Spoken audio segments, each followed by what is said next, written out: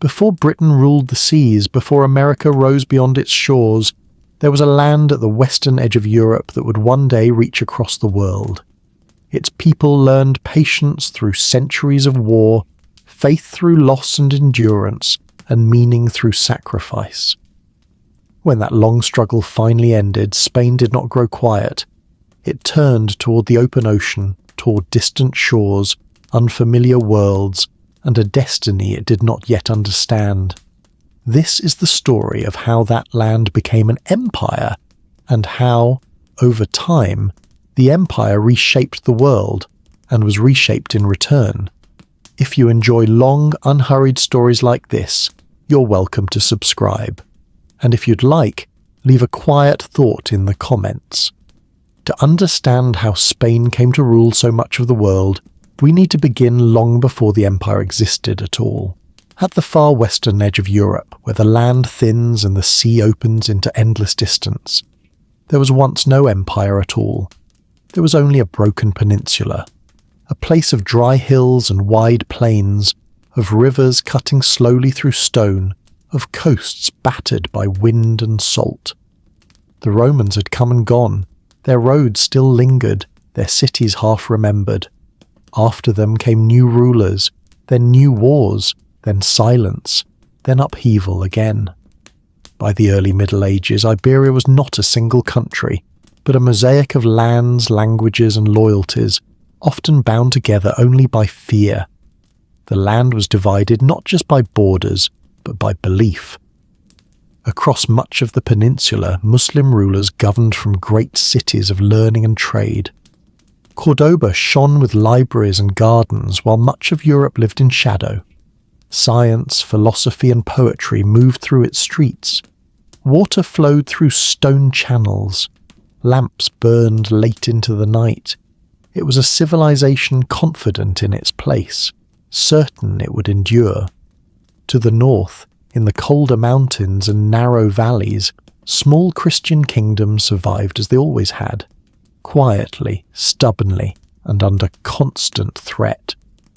Life there was harder. Soil was thin. Winters were long. These kingdoms were shaped by endurance rather than abundance. Their people prayed not for greatness, but for survival. Between these worlds, the land itself became a frontier.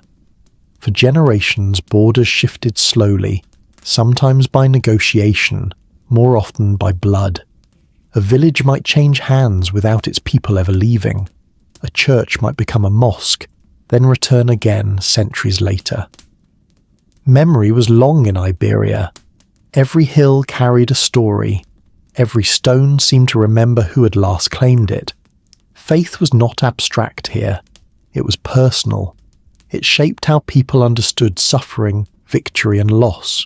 To believe was to belong, and to belong often meant to fight. So the centuries passed, not in dramatic bursts, but in a grinding rhythm of raids, alliances, marriages, and betrayals. Kings rose and fell, titles changed, names faded. Yet one idea slowly hardened in the northern kingdoms, that the land itself had been taken, and that one day it must be reclaimed. This was not yet ambition. It was not empire. It was memory mixed with longing. Children grew up hearing stories of lost cities and sacred ground. Warriors learned that fighting was not only duty but devotion. Victory was proof of favour. Defeat was a test of faith. Over time, war became tradition, and tradition became identity. Meanwhile, the Muslim South was not still. It fractured into rival states, brilliant but divided. Courts competed, armies clashed, internal struggles weakened what had once seemed unshakable. Power thinned, slowly, almost invisibly. The land waited. What followed was not a single war, nor a single generation's effort. It was nearly 700 years of movement, forward, backward, and forward again. A long reconquest that shaped how Spain would later see the world and itself. By the late 15th century, only one Muslim kingdom remained. Granada sat against the mountains, its red walls glowing in the southern sun. Inside were palaces, fountains, and a final echo of an age that had once defined Iberia. Outside stood armies that had been preparing for this moment for centuries. When Granada finally fell, it was not only a military victory, it was the closing of a long memory. Bells rang where calls to prayer once echoed, banners were raised, promises were made, and a people who had been forged in struggle now stood, for the first time, united. Yet even then, Spain was still not an empire. It was a kingdom newly bound together, carrying deep scars and powerful beliefs. Its people knew war. They trusted faith. They understood sacrifice. What they did not yet know was how far those traits would carry them, across oceans, across continents, and into the lives of millions they had never imagined. Beyond the western horizon, the sea stretched on, silent and unclaimed. Ships waited in harbours, coins were counted, prayers were whispered. The age of internal struggle was ending and something restless was taking its place. A question hovered over the land, unspoken but undeniable, carried on the wind from mountain to coast. How did a fragmented, war-scarred land, shaped by faith, survival, and centuries of conflict, become a global empire? The answer would not come quickly, but it would come with sails, steel, and belief strong enough to cross the world. The Reconquista did not begin with a declaration, nor did it move with urgency. It unfolded slowly across centuries, almost patiently, shaped by endurance rather than speed. After the Muslim conquest of Iberia in the early Middle Ages, Christian power did not vanish completely. It retreated. It withdrew into the northern mountains, where small kingdoms clung to narrow valleys and rough terrain. These lands were not rich, but they were defensible. From there, generation after generation learned to live with the knowledge that their world had been reduced, and that one day it might be reclaimed. This belief passed quietly from father to son, from priest to soldier. It was not always spoken aloud, but it was always present. At first, survival was the only goal. Raids crossed the borderlands. Fortresses rose on hills. Farmers worked their fields with weapons close at hand. Life was uncertain, and faith provided structure where stability did not exist. Prayer and battle blended together until the two were almost inseparable. Over time, what began as resistance became purpose. Christian kingdoms slowly pushed southward, not in a straight line and never without setbacks. Victories were followed by defeats. Alliances shifted. Rivals among Christians fought each other as fiercely as they fought the Muslim states. Yet even when unity failed, the idea of reconquest endured. Land once taken was settled carefully. Churches replaced mosques. Monasteries followed armies. Law and belief moved together, reshaping the landscape village by village. Each advance carried both reward and risk. The frontier was always unstable, and peace was never permanent. For those who lived along it, war was not an event. It was a condition of life. The Muslim South, for its part, was not passive. Powerful dynasties ruled vast territories, defended cities, and produced scholars and leaders of remarkable skill. But over the centuries, internal divisions weakened what armies alone could not protect. Competing rulers fractured authority. Unity faded where it was needed most. The balance slowly tilted. As centuries passed, the Christian kingdoms grew more confident. Their rulers learned the language of conquest and administration. Their armies became disciplined. Their faith hardened into certainty. War was no longer simply survival. It was destiny. By the late 15th century, the long struggle was nearing its final act. Granada remained. Nestled against the mountains of the south, Granada stood as the last Muslim kingdom in Iberia. Its walls were strong, its culture refined. Inside its palaces, fountains still flowed, and poetry still found a home. But beyond its defences, the world had changed. The Christian kingdoms of Castile and Aragon had united their strength. Their armies were larger, their resources deeper, their purpose shared. They did not approach Granada as raiders or rivals, but as heirs to a mission centuries in the making. The siege was not rushed. It was deliberate, patient, relentless. When Granada finally surrendered in 1492, the moment carried a weight far beyond the battlefield. The keys of the city changed hands. Banners were lowered and raised again.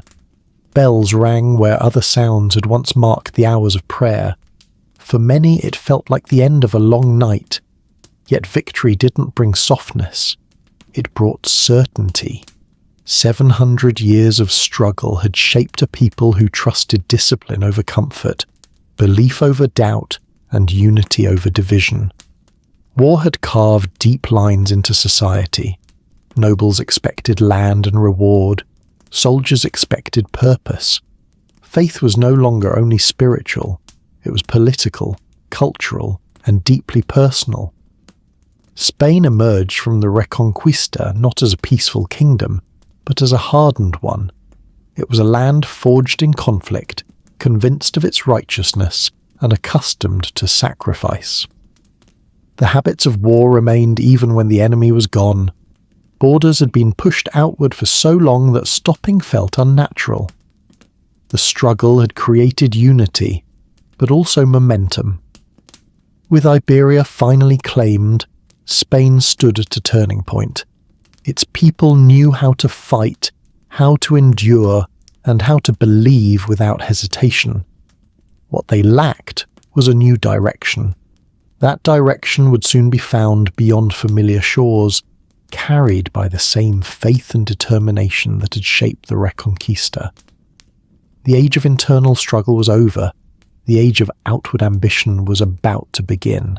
The long struggle of the Reconquista had ended, but Spain was still fragile. Victory had united the land in belief, yet power remained divided. Kingdoms that had fought side by side were still ruled separately. Laws differed from region to region. Nobles guarded their privileges. Local loyalties ran deep. Spain existed more as an idea than as a single living state. That changed not through conquest, but through marriage. When Ferdinand of Aragon and Isabella of Castile were joined, the union was quiet and deliberate. It did not erase borders overnight, nor did it immediately merge their realms. Instead, it created something more powerful than force alone, a shared purpose at the highest level of rule. Together they governed as partners. Ferdinand was cautious, calculating, trained in diplomacy and statecraft. Isabella was resolute, deeply religious, and unwavering in her vision. Where one measured, the other insisted. Where one negotiated, the other commanded. Their strengths balanced, and their authority felt unmistakable. They would come to be known as the Catholic monarchs, not merely as a title, but as a statement of intent. Faith, which had already shaped centuries of the war, was now woven tightly into governance itself. The church and the crown moved together, reinforcing one another. Loyalty to the monarchs became inseparable from loyalty to belief. Order was not only political, it was moral. This unity brought stability, but it also brought control. Ferdinand and Isabella moved carefully to reduce the power of unruly nobles. Castles were brought under royal authority. Law was standardized where it could be. Justice, once local and uneven, increasingly spoke with the voice of the crown. Spain was no longer a loose collection of territories. It was becoming a centralized state. The cost of this transformation was discipline. Institutions were reshaped to enforce religious and political unity. Dissent was viewed not as disagreement, but as threat. The monarchs believed stability required certainty, and certainty required obedience. In their eyes, unity was not optional, it was survival. As their authority solidified, something subtle began to shift. With Iberia secured and internal resistance weakened, Spain's rulers found themselves looking outward. The long habit of war had left behind armies without a frontier.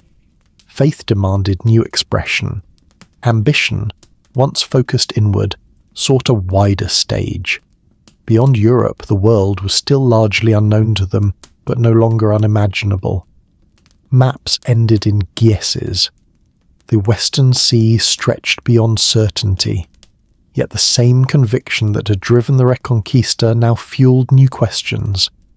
If God had favoured Spain in reclaiming its land, perhaps favour extended further still. Ferdinand and Isabella listened to explorers, merchants and dreamers. They weighed risks as rulers, not adventurers. They counted costs, they sought advantage. And slowly, carefully, they allowed Spain to step beyond its familiar boundaries. This was not a reckless leap. It was a calculated extension of unity, a kingdom forged by war, bound by faith, and disciplined by centralized power, was ready to test itself against the unknown. The same structure that had ended centuries of internal conflict would now support voyages across open ocean. Spain had become something new, not yet an empire, but a kingdom with the strength, confidence, and unity required to become one. And soon, a single journey would change the direction of its destiny forever. In the years after Spain found unity at home, a quiet restlessness settled over the kingdom. The land was secure, the crown was strong, faith and authority stood side by side. Yet beyond the western shoreline, the sea still whispered of distance and uncertainty. It was a boundary no Spanish army had crossed, a horizon that promised nothing and everything at once. It was into this moment that Christopher Columbus stepped forward. He was not a king, nor a noble. He was a navigator, self-taught, stubborn, and convinced that the world was smaller than most believed. He carried an idea that many found reckless, that Asia could be reached by sailing west, across the open Atlantic, into waters no European power truly understood. To most rulers, the idea sounded like folly. Columbus travelled from court to court, presenting his plans with quiet intensity. He spoke of trade routes shorter than any known path. He spoke of wealth and opportunity, of lands waiting beyond the sea. More than that, he spoke with certainty, a conviction that felt almost religious. Yet certainty was not enough. He was rejected repeatedly. Advisors questioned his calculations. Scholars warned of endless ocean. Financiers saw ruin rather than reward. Years passed as doors closed, one after another. For a lesser man, the journey would have ended there. But Columbus did not let go. He persisted, driven by a belief that bordered on obsession. Each refusal sharpened his resolve rather than softening it. He waited. He returned. He asked again. In a kingdom newly confident in its destiny, persistence began to matter. Eventually, Ferdinand and Isabella listened. They were cautious rulers shaped by long war and careful consolidation. They understood risk, but they also understood opportunity. Spain had secured its land. Now it needed something more. A single successful voyage could bring wealth, prestige, and divine favour beyond anything Europe had yet seen. The decision was not easy. The cost was real. Failure would bring embarrassment and loss. But in Columbus they saw something familiar. Faith matched with endurance. They agreed. In 1492, as Granada fell and Spain closed one chapter of its history, Columbus prepared to open another. 3 small ships gathered at the edge of the known world. Their sails were modest. Their crews were uncertain. Few aboard believed they were about to change history. When the ships finally left the shore, Europe slipped slowly behind them. Days passed, then weeks. The sea was vast and unmoving, its surface calm one moment, restless the next. The sky offered no reassurance, land vanished entirely. The sailors counted days not by progress but by doubt. Supplies dwindled, fear grew quietly. Whispers of turning back crept through the decks at night. Columbus pressed on. He trusted his course, even as confidence around him frayed. Each sunrise without land deepened tension. Each sunset carried the weight of uncertainty. The ocean tested resolve not through violence, but through silence. Then, at last, the silence broke. Land appeared on the horizon. Not the edge of Asia, as Columbus believed, but something unknown. Palms rose where none should have been. Shores gleamed beneath unfamiliar skies. The crew stepped onto soil that existed beyond their maps, beyond their understanding. They had reached what would come to be called the New World. The encounter was quiet at first. The people who lived there watched cautiously. They didn't know the language, nor the intentions of those who had arrived. Columbus saw opportunity, promise, and confirmation of his faith. He claimed the land for Spain, naming it as one might name something newly discovered, rather than already inhabited. He returned to Spain carrying stories instead of riches, but stories were enough. The court listened closely. These were not distant rumours. This was proof that the world extended farther than Europe had imagined. The sea was not an ending, but a passage. Spain had crossed it first. 1492 became more than a year. It became a dividing line. Before it, the world was limited, regional, bound by old routes and familiar borders. After it, oceans connected continents. Empires would no longer be confined to land. Power would stretch across water, following winds and currents rather than roads.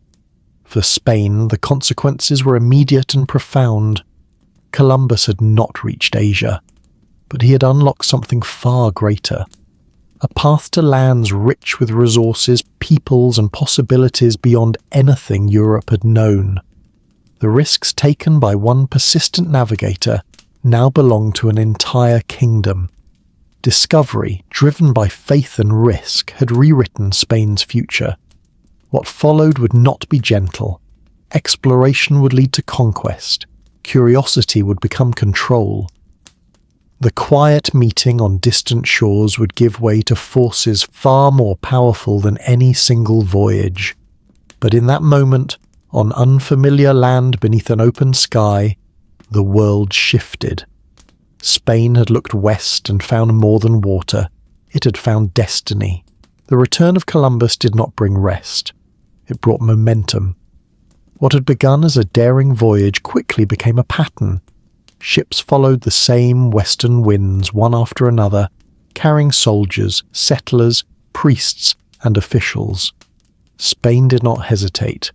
The discovery of new lands demanded action, and action soon hardened into possession.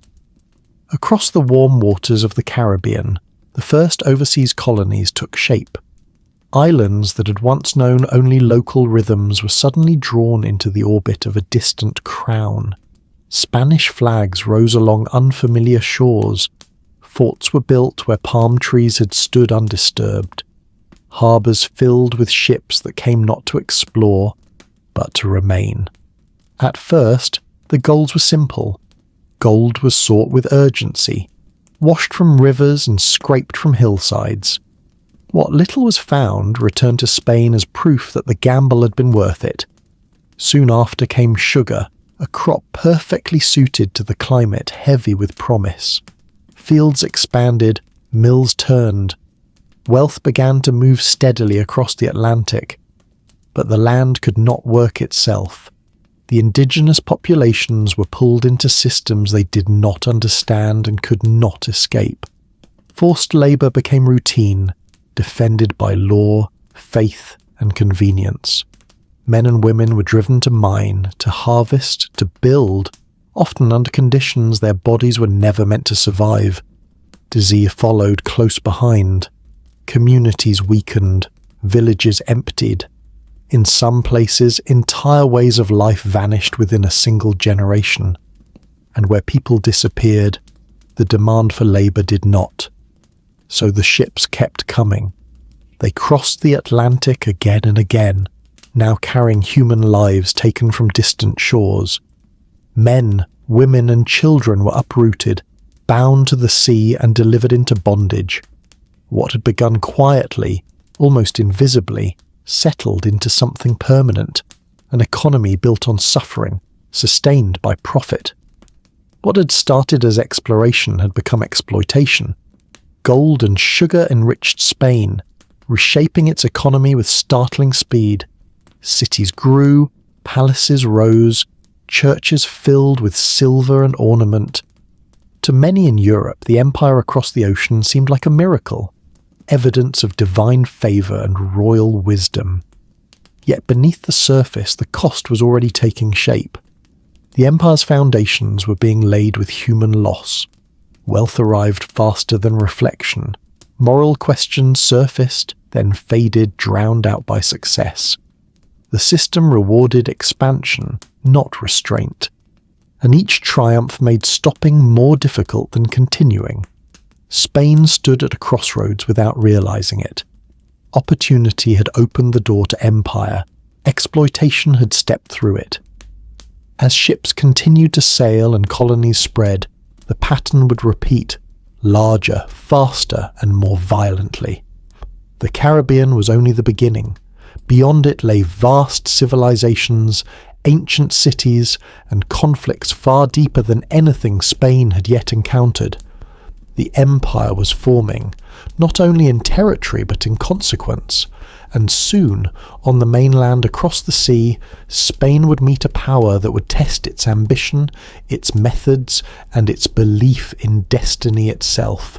When the Spanish ships reached the mainland of what is now Mexico, they arrived not at the edge of a forgotten world, but at the threshold of a powerful civilization.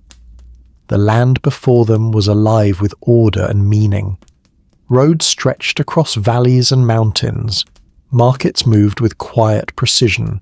Cities rose from lakes and plains built with stone, ritual, and memory. At the center of it all stood the Aztec Empire, confident, complex, and deeply rooted in belief. Into this world stepped Hernán Cortés. He was not a king's chosen general, nor the leader of a great army. He arrived with a small force, driven by ambition and a belief that fortune favoured boldness. Like many before him, he carried faith in God, loyalty to the crown, and a hunger for glory. But unlike others, Cortés was willing to disobey orders, to gamble everything on momentum. From the moment he set foot on the coast, he acted as if retreat were impossible. Cortés moved inland, guided by translators and local knowledge. Along the way, he encountered peoples who lived under Aztec rule, some fearful, some resentful, many eager for change. The Aztec Empire, powerful as it was, governed through dominance and tribute. Its enemies were numerous, and its authority was not loved by all. Cortés understood this quickly. He did not conquer alone. He allied himself with rival city-states promising freedom and reward. What began as a foreign intrusion slowly became a coalition built on shared resentment. Steel and horses impressed, but numbers came from those who already knew the land. As the Spaniards advanced, news travelled ahead of them. In the great city of Tenochtitlan, Emperor Montezuma listened carefully. His world was guided by signs and cycles, by prophecies passed down through generations. Stories spoke of powerful beings returning from the east, of endings and renewals written into time itself. The arrival of strange men, pale-skinned and armoured, coming from the direction of the rising sun, unsettled him. Montezuma hesitated. Instead of resisting immediately, he chose caution. He sent gifts, gold, finely worked and symbolic, meant to satisfy and distract. But gold did the opposite. It confirmed Spanish expectations and sharpened their desire. What was meant as diplomacy became invitation. When Cortés finally entered Tenochtitlan, he did so not as a conqueror, but as a guest. The city stunned the Spaniards. Built on a lake, connected by causeways, it was larger and more orderly than anything they had known in Europe. Canals carried boats instead of carts. Markets fed tens of thousands daily. Temples rose above the water, layered with meaning and ceremony. Yet beneath the awe, tension lingered. Trust was fragile. Belief collided with suspicion.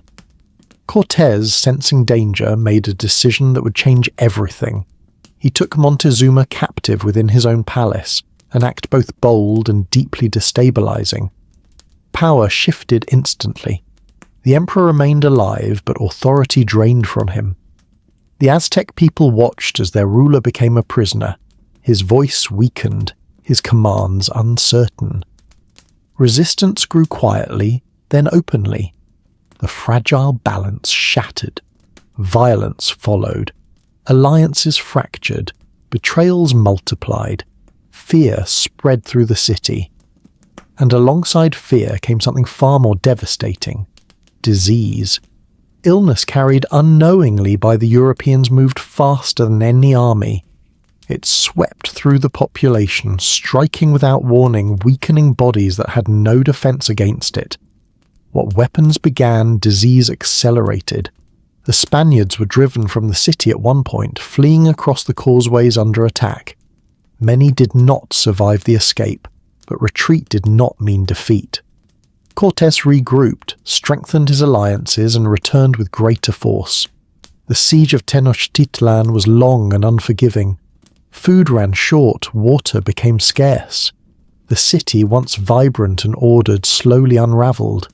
Streets filled with silence where markets had once hummed. Temples stood intact, but their meaning felt distant as survival replaced ceremony. When the city finally fell, it did not fall in flames alone.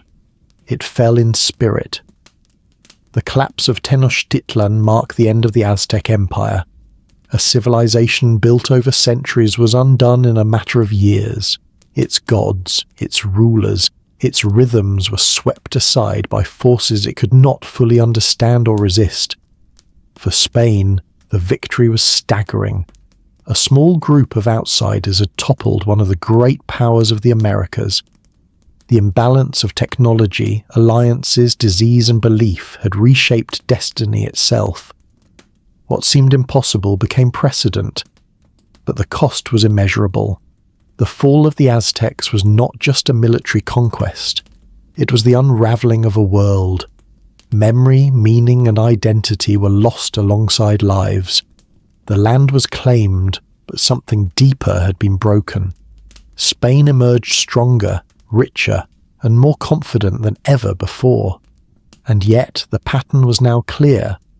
If one great empire could fall, others could too.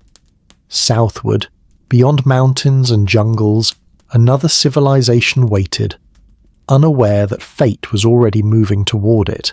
Far to the south of the fallen Aztec capital, beyond dense jungles and towering mountains, another empire ruled in quiet confidence. The Inca Empire stretched along the spine of the Andes, bound together not by written word, but by roads, memory, and command. Stone cities clung to cliffs.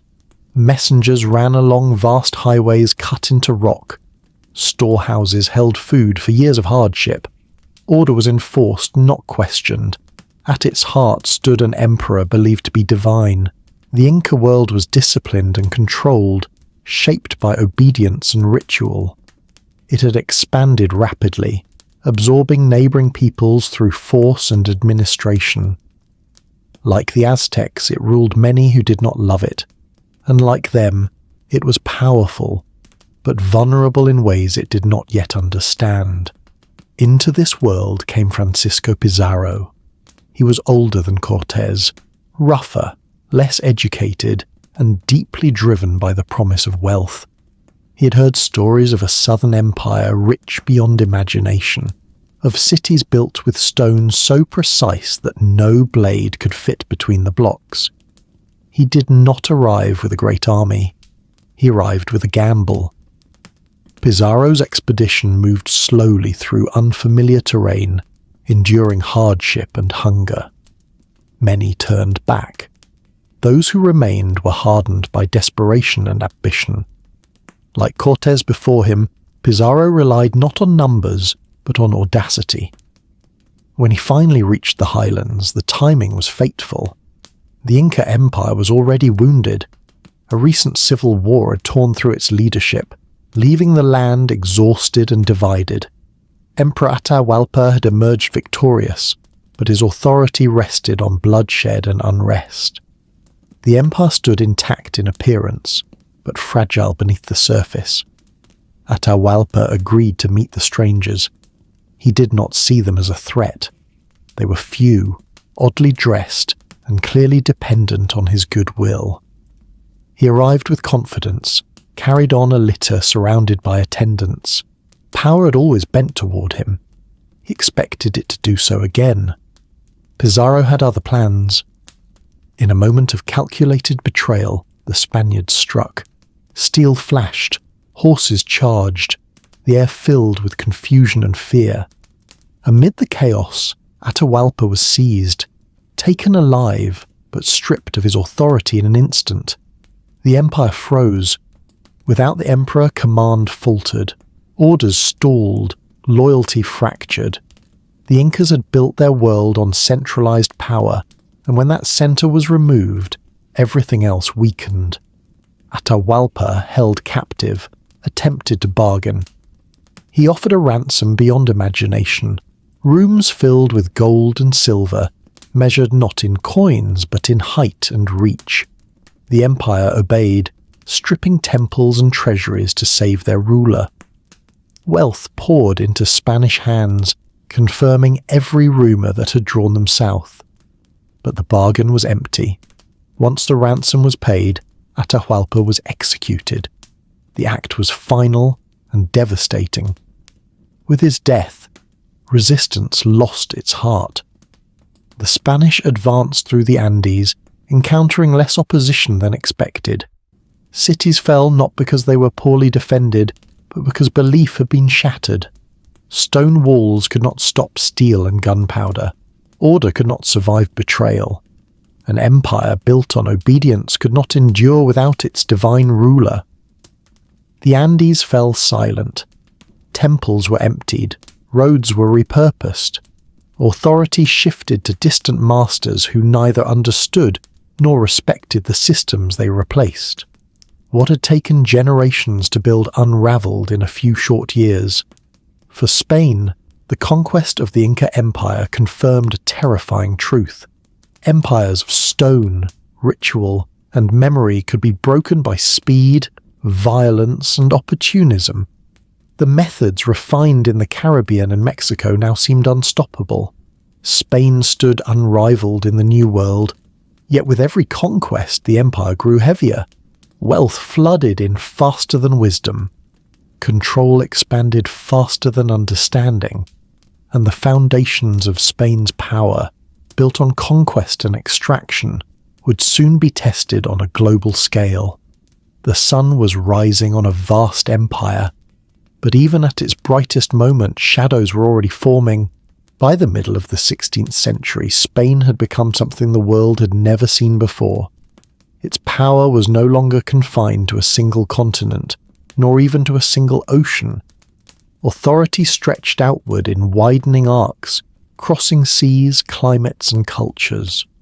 When the sun set on one corner of Spanish dominion, it was already rising elsewhere, casting light on harbours, mountains, and distant shores beneath the same imperial sky.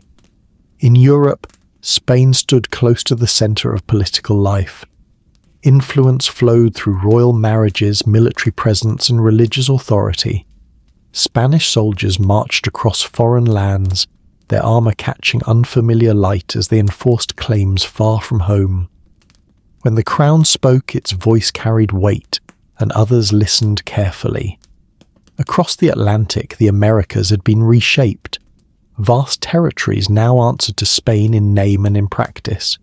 Cities rose where indigenous capitals once stood, their streets laid over older foundations.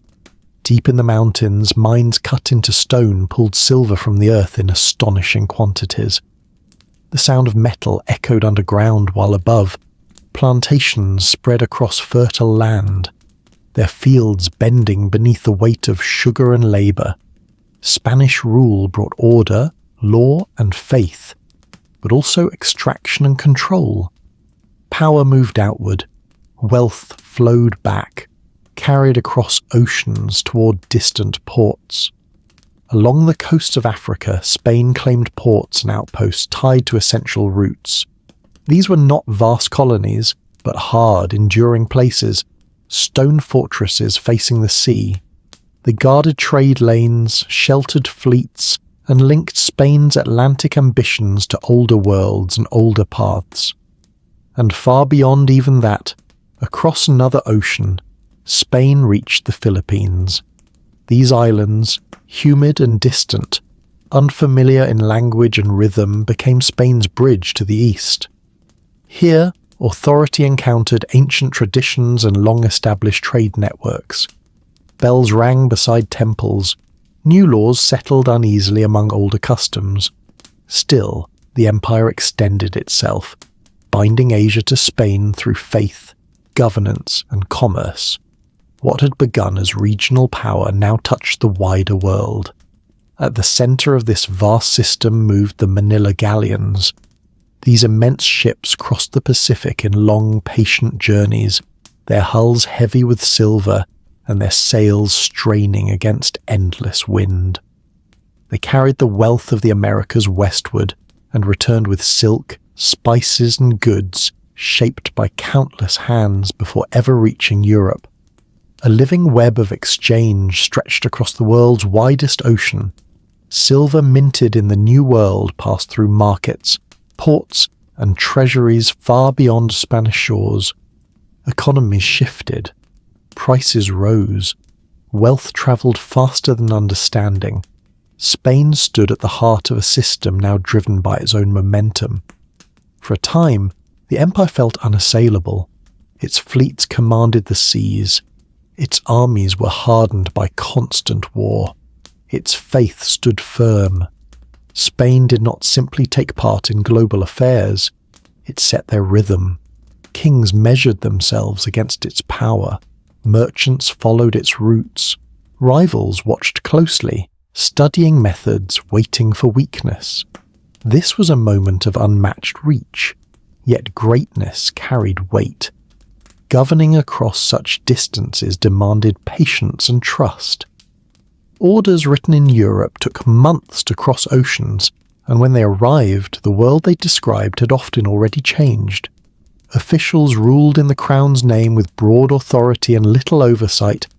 Slowly, almost unnoticed, delay and corruption settled into the system. Still, the flow continued. Silver ships crossed open water. Soldiers marched beneath foreign skies. Priests spoke new tongues. Laws were written, copied, and enforced across continents. Spain held its empire together through habit, faith, and momentum more than design. At its height it felt enduring. But beneath the surface strain was growing. Power stretched thin. Wealth encouraged dependence. The empire's size, once its greatest strength, began to weigh against it. Each possession demanded defense. Each route required protection. Each rival waited patiently for confidence to falter. Spain ruled more land than any empire before it. And yet, even as the sun refused to set on its dominions, the shadows were lengthening. Power had reached its farthest extent. The cost of sustaining it was drawing near.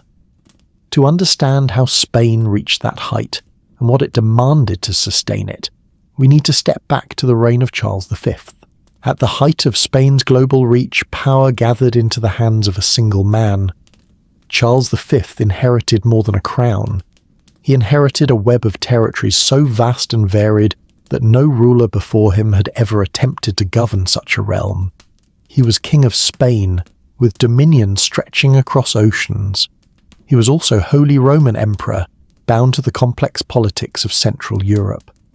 His authority reached from the Americas to the heart of the continent, from Mediterranean coasts to northern forests. On paper, it was unrivaled power. In practice, it was an impossible burden. Charles was a serious, dutiful ruler, shaped by responsibility rather than ease. He did not seek pleasure in his position. He saw himself as a servant of both crown and faith, charged with defending Catholic order in a world growing increasingly divided. That division soon became constant war. Across Europe, Charles faced rivals on all sides. France challenged his dominance. The Ottoman Empire pressed from the east. Within his own lands, religious fracture deepened as reform movements spread. Each conflict demanded attention, resources, and armies. Peace was always temporary. War became routine. Spain's wealth funded these struggles. Silver from the Americas flowed into royal coffers and then outward again, financing campaigns far from Spanish shores. Ships carried not only goods, but obligations. Victory in one region often created vulnerability in another. The empire fought on too many fronts, guided by duty rather than restraint. Administration strained under the weight. Messages travelled slowly across vast distances. Decisions made in one place arrived too late to matter elsewhere. Local officials acted independently, sometimes wisely, often selfishly. Charles tried to hold the pieces together through sheer effort, travelling constantly, listening endlessly, and commanding tirelessly. The empire demanded more than any one man could give. Charles aged quickly under the pressure. His reign was defined not by triumph, but by endurance. He won battles, but never peace. He ruled much, but controlled little fully. The very scale of his power ensured that it could never be fully used or protected. Eventually, exhaustion overtook ambition. In a rare and revealing act, Charles chose to step away. He divided his territories, passing Spain and its overseas empire to his son, and relinquishing the imperial crown to his brother. He withdrew from the world he had tried to command, seeking quiet in a monastery. His abdication was not weakness, it was recognition. The empire was simply too much. Spain emerged from his reign still powerful, still dominant, but deeply committed to an idea of authority that demanded constant struggle. Charles had proven that global power could be claimed, but also that it carried a cost measured in fatigue, debt, and endless war. The burden he left behind would shape the choices of those who followed. His son would inherit not only an empire, but its expectations. And under that weight, Spain would begin to change. When Philip II inherited the Spanish throne, he inherited more than territory. He inherited a vision of order shaped by faith, discipline, and absolute authority. Where his father had ruled by movement, travelling endlessly across his lands, Philip chose stillness. He believed power should not wander. It should command from the centre. That centre became El Escorial. Rising from the Castilian countryside, the great palace monastery was severe, symmetrical, and silent. It was not built for pleasure, but for control. From its stone corridors, Philip ruled an empire that stretched across oceans, guided by paperwork, councils, and unwavering belief. Philip was deeply religious, but his faith was not gentle. He saw himself as God's chosen defender of Catholicism in a fractured world. Doubt was danger. Compromise was weakness. Where others adapted, Philip enforced. His empire would remain unified not through flexibility, but through obedience. This rigidity defined his rule. Decisions flowed outward from the court, slow and absolute. Local conditions mattered less than uniformity. The empire was expected to function as a single disciplined body, regardless of distance or difference. Orders issued in Spain governed lives in the Americas, Europe, and Asia alike. To sustain this vision, Philip demanded resources without pause. Silver from the New World funded armies, fleets, and fortresses. Taxes rose steadily. Military spending became constant, almost habitual. Spain fought to preserve dominance rather than to gain it, and defence proved more expensive than conquest. The empire still appeared strong. Its armies remained feared. Its fleets crossed oceans. Its faith stood firm. But beneath the surface, strain grew quietly. The economy became dependent on colonial wealth. Domestic production weakened. Innovation slowed as tradition hardened into rule. Philip governed everything, but trusted little. He read reports late into the night, reviewing details no ruler could truly manage alone. His need for control slowed decision-making and discouraged initiative. Problems were addressed from afar, often too late, with solutions unsuited to distant realities. The empire began to stiffen. Where flexibility once allowed adaptation, rigidity now resisted change. Rivals learned to move faster. New powers experimented, adjusted, and evolved. Spain, bound by certainty, struggled to do the same. Philip's devotion never wavered. He believed that faith and order would preserve Spain's place in the world. But belief could not replace adaptability, and control could not compensate for exhaustion. The empire remained vast, but its responses grew slower, its costs heavier. By the end of his reign, Spain still ruled a global empire, but one increasingly defined by maintenance rather than growth. Gold and God had built its power. Control would soon test its limits. And at sea, beyond the walls of El Escorial, a moment was approaching that would reveal just how fragile invincibility could be.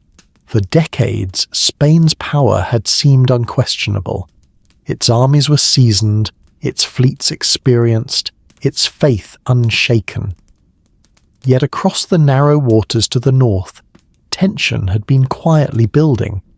England, smaller and defiant, resisted Spanish influence and challenged Catholic authority. Trade disputes, religious division, and private attacks on Spanish ships turned rivalry into open hostility.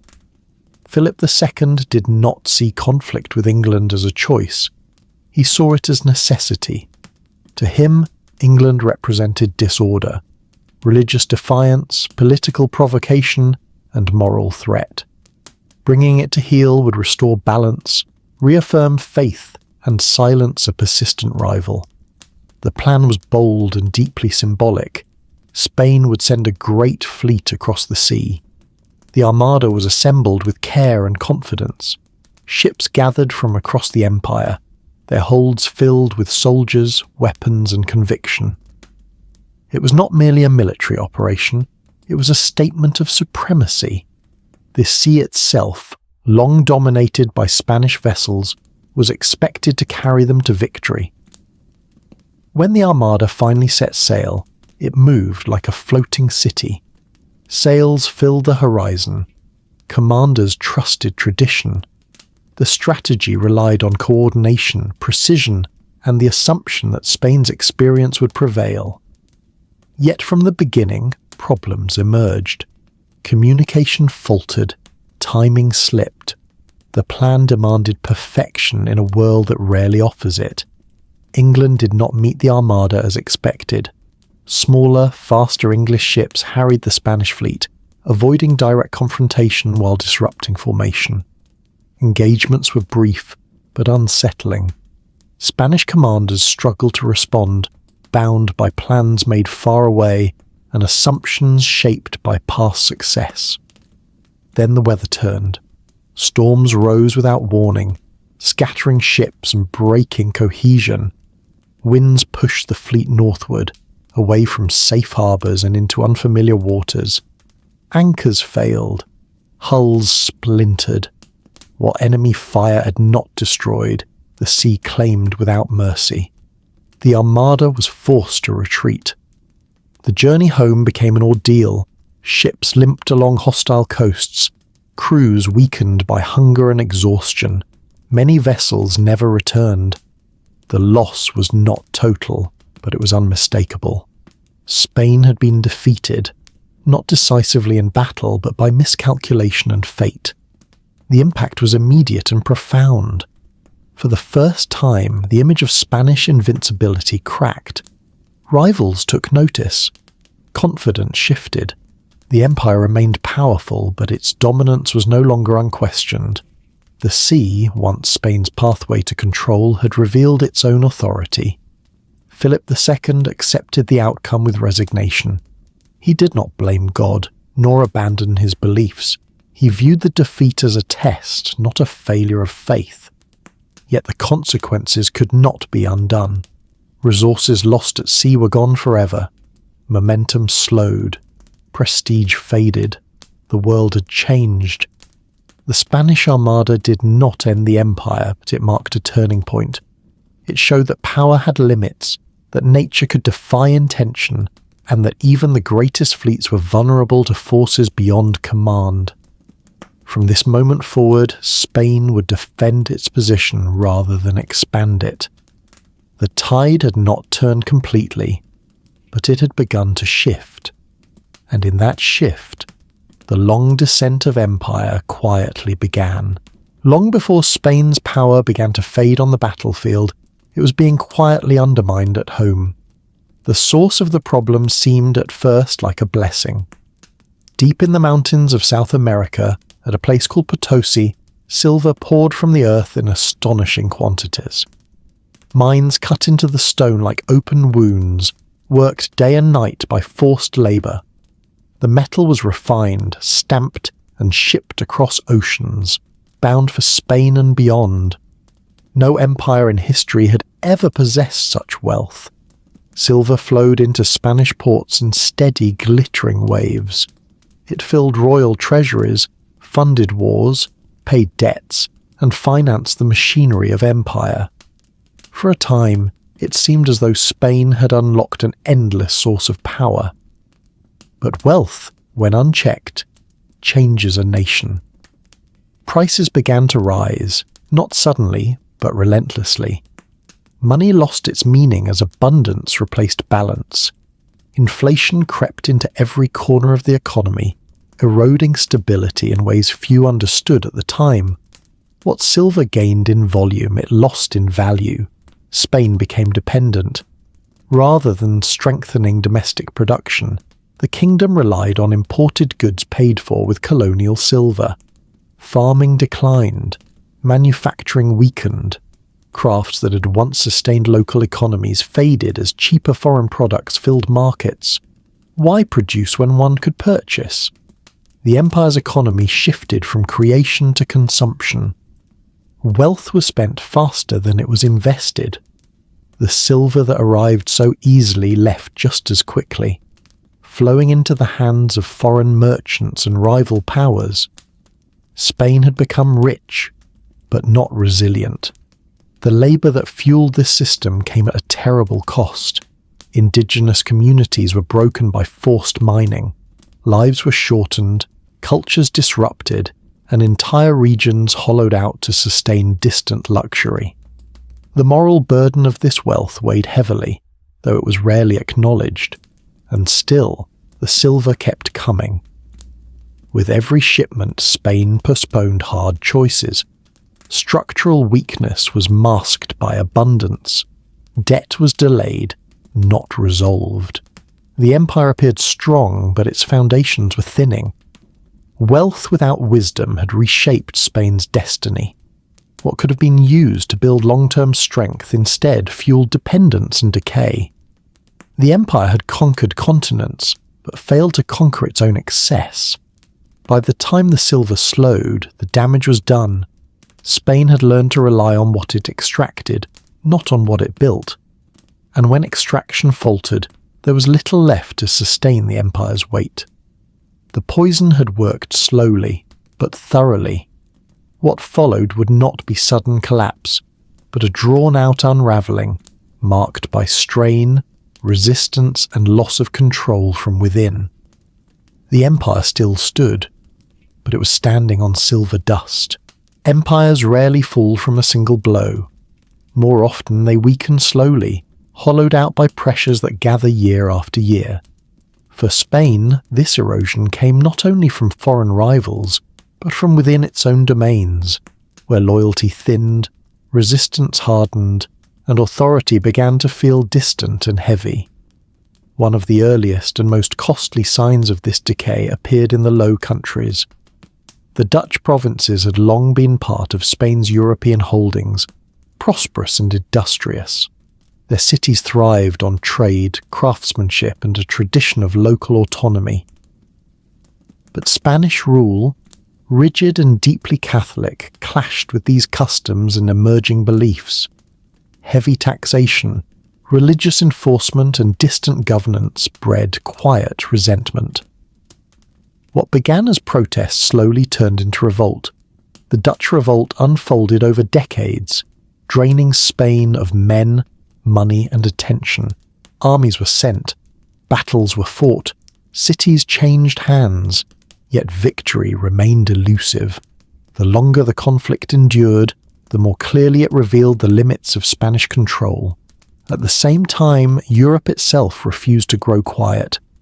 Spain remained entangled in continuous wars, defending borders, enforcing claims, countering rising powers. Each conflict demanded resources and focus. Peace was brief, recovery shorter still. The empire lived in a near-constant state of mobilization. But the Spain that had once thrived on discipline and purpose was changing. The monarchs who followed Philip II lacked his intensity and resolve. Authority weakened at the centre. Decisions slowed. Power drifted into the hands of courtiers and favourites, whose interests rarely aligned with the empire's long-term health. Court life grew elaborate, but inefficient. Positions were purchased rather than earned. Wealth was displayed instead of invested. Corruption spread quietly, until inefficiency felt normal. Governance became reactive rather than deliberate. The machinery of empire continued to move, but without clear direction. Distance worsened everything. Colonial officials acted with growing independence, often prioritizing personal gain over royal instruction. Delays in communication turned manageable problems into lasting crises. Trust eroded between centre and periphery, weakening the bonds that held the empire together. Spain still possessed vast territories and formidable forces, yet strength without unity loses its meaning. The confidence once forged by conquest and belief hardened into inflexibility. Adaptation came too slowly. Reform was resisted. Decline was denied. What emerged was not sudden collapse, but rot. Internal decay weakened what foreign enemies alone could not destroy. Spain's empire remained visible on maps, but its grip loosened steadily, almost unnoticed. The world was changing. New powers moved with speed and innovation. Spain, bound by tradition and worn down by constant war, struggled to keep pace. The empire had once shaped history through force of will. Now history was beginning to move beyond it. Spain still stood, vast, armed, and proud. But the momentum that once carried it forward was gone. The empire had not fallen. Its banner still flew. Its armies still marched. Its ships still crossed the seas. But elsewhere in the world, others were learning how to move faster. The world did not stop when Spain began to slow. History rarely does. While Spain struggled beneath the weight of its empire, its wars unending, its economy strained, its governance rigid, other nations were watching, learning, adapting, quietly preparing to move where Spain no longer could. They didn't rise by accident. They rose by observation. Britain turned its attention to the sea. As an island nation, It learned early that survival depended on navigation and trade. Ships grew faster, sailors more skilled, merchants more daring. Rather than building power through vast land conquests, Britain built connections, ports, routes, exchanges. Where Spain had claimed territory, Britain carried goods and influence. Power began to move differently. France followed another course. Rich in land and people, it refined administration and centralized authority. Armies became disciplined, bureaucracy more efficient. French rulers challenged Spain not only with force, but with diplomacy, culture, and adaptability. They absorbed setbacks and returned stronger, pressing forward with purpose. Then there were the Dutch. Born from revolt, their very existence was an act of resistance. With limited territory but enormous ambition, they turned to trade and finance. Their ships crossed oceans with speed and precision. Their cities became centers of banking and exchange. They did not rely on vast empires to wield influence. They relied on trust, innovation, and motion. Together, these rising powers reshaped the balance of the world. Spain remained vast, but its dominance thinned. Competition met its fleets on every sea.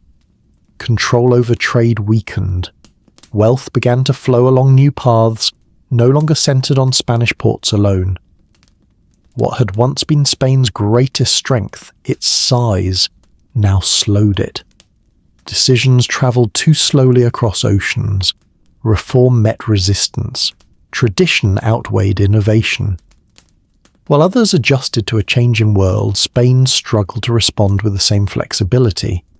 There was no single defeat, no dramatic collapse. Influence simply faded.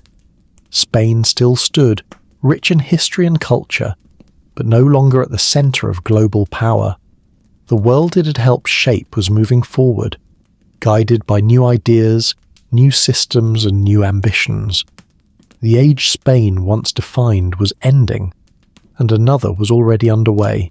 For generations, Spain's empire in the Americas had been held together by distance, authority, and habit. The crown ruled from across the ocean. Laws arrived months late. Decisions were made by officials who would never walk the land they governed. At first, this distance had protected Spanish control. Over time, it weakened it. In the colonies, resentment grew slowly. Spanish-born officials held the highest positions. Colonial elites, born in the Americas, found their ambitions limited by a system that never fully trusted them. Taxes flowed outward. Wealth left local hands. Trade was restricted, tightly controlled by imperial rules that benefited the center more than the periphery. The empire provided order, but little voice. Over decades, this imbalance hardened into quiet frustration. It was not rebellion at first. It was disappointment, a sense that loyalty was no longer rewarded, that identity had outgrown obedience. Then events in Europe shattered the remaining structure. When Napoleon's armies invaded Spain, the crown was destabilized. The monarchy weakened, authority fractured. The distant empire suddenly appeared vulnerable, uncertain, and divided. In the Americas, the shock was immediate.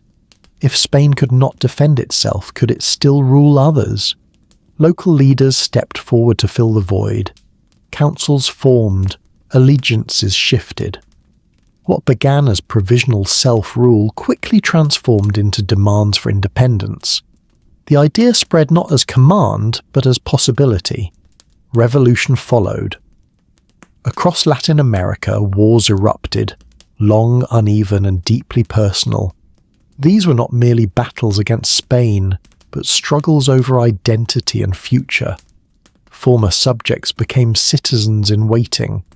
Old loyalties broke under the weight of new ideals. One by one, colonies fell away. Vast territories that had once defined Spain's global power declared independence. Flags changed. Borders shifted. The empire that had taken centuries to build dissolved in a matter of decades. Spain fought where it could, but its strength was gone.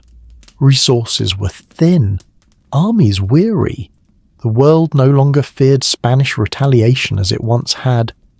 Resistance endured until the cost outweighed the hope of restoration. By the end, the Americas were no longer Spanish. The emotional weight of loss was profound. Cities once governed in the king's name now stood apart. The language remained, the faith endured, but authority had vanished. The empire didn't fall in one moment, it unravelled. What remained was memory. Spain had shaped the Americas deeply, leaving marks that would not fade.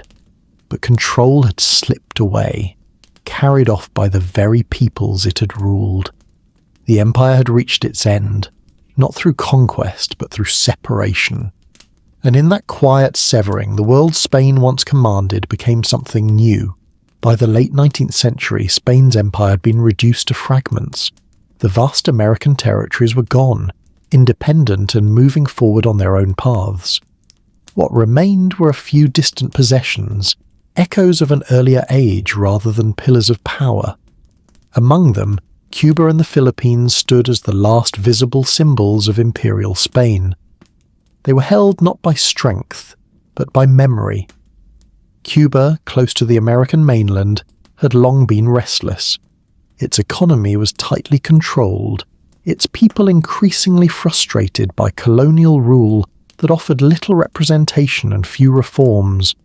Rebellions flared and faded, each leaving deeper scars. Spain responded with force, but its reach was limited, its resources strained. Across the world, the Philippines faced a similar fate. Once a vital link in Spain's global trade network, the islands had lost their strategic value as the empire shrank. Local resistance grew, shaped by the same forces that had driven independence in the Americas decades earlier. Spain struggled to maintain control over lands so distant and so changed. Then came war. In 1898, conflict erupted between Spain and the United States, a rising power confident in its industrial strength and global ambition. The Spanish-American War was brief, decisive, and deeply symbolic. Spain's fleets were outmatched, its defences overwhelmed. The outcome was never truly in doubt. When the fighting ended, so did the empire. Cuba was lost. The Philippines were surrendered. Spain relinquished its final overseas territories, closing the last chapter of an imperial story that had begun 4 centuries earlier. There was no grand collapse, only quiet finality. Spain, once the world's greatest empire, now stood as a nation among others, its global dominion reduced to history. The flags were lowered, the ships returned. The long era of conquest and control came to an end. What remained were shadows, memories of power, echoes of glory, and the enduring consequences of centuries of rule that had reshaped continents and lives beyond measure. The empire was gone, and with it, an age passed into silence. When the empire finally faded, Spain did not disappear with it. The ships no longer crossed the oceans in dominance. The banners no longer rose over distant capitals. The long machinery of empire, its fleets, its governors, its claims, fell silent. What remained was a nation returning to itself, carrying the weight of centuries in memory rather than command. The empire was gone, but its traces were everywhere. Across continents and oceans, people still spoke a language shaped in Castile's hills and courts. Spanish flowed through markets in the Americas, prayers in cathedrals, songs, stories, and everyday life. It carried echoes of conquest and exchange, of suffering and survival, of worlds brought together, often unwillingly by history's force. Culture endured where power could not. Architecture stood long after authority vanished. Cities founded in the empire's name grew into nations of their own. Laws, customs, and traditions blended with local identities, creating something neither entirely Spanish nor entirely separate. The empire had imposed itself, but the world reshaped it in return. Faith, too, remained. Catholicism spread across vast distances, woven into local belief in ways Spain never fully controlled. It became part of daily life, adapted, reinterpreted, and sustained not by empire, but by communities who made it their own. Spain's influence was no longer measured in territory. It lived in language shared by millions, in food, music, and memory, in the names of cities, in festivals, in the rhythm of speech. The empire had ended. But connection remained, complex, imperfect, and enduring. At home, Spain became something quieter.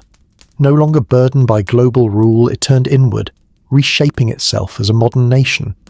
The scars of empire did not vanish, but they softened with time. Pride mingled with reflection, loss with legacy. History had moved on. Empires rose after Spain, and they too would fade. But Spain's moment, its rise from a divided land to a world-spanning power, remained one of the great turning points of human history. It altered maps, economies, and lives across the globe. The story was never simple. It held ambition and faith, courage and cruelty, discovery and destruction. It reshaped the world, and was reshaped by it in return. The Spanish Empire did not last forever. Few things ever do. What matters is what lingers after power fades. Spain did not rule the world forever, but for a moment in history, the world spoke Spanish,